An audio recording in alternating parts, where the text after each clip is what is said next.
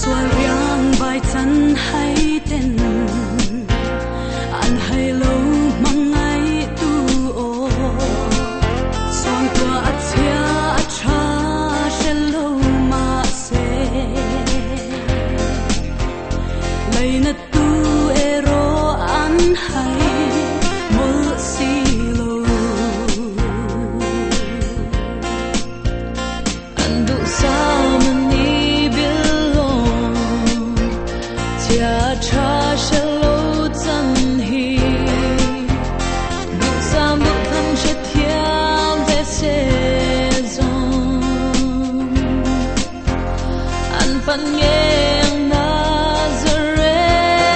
is what tanto cuore ma ni se je maharan sanreng hi van Jerusalem an tan wat say ya chua an zai veng e ang him to blau lo ten chung mi va met na zong ni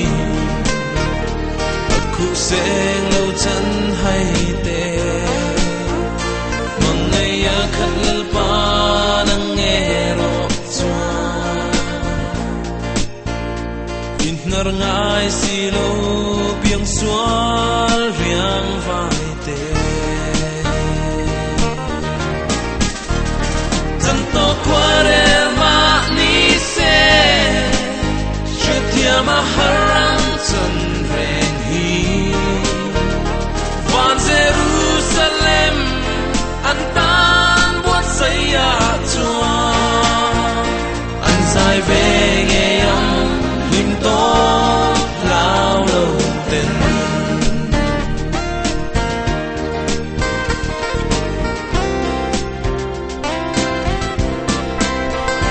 an ngen chen ta lal pa shin chan chum toi te an hong zelin kwang kwa la mangai puti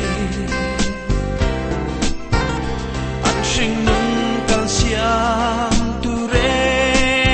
lan che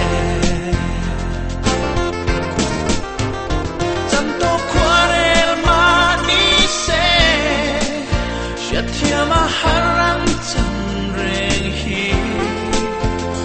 van Jerusalem an tan buat saya chua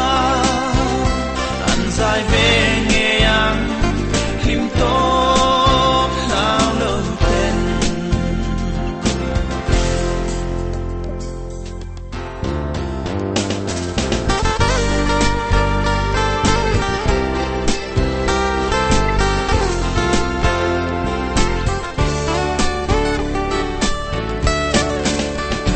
biang sual reng an om to lo van kan an mo ya chua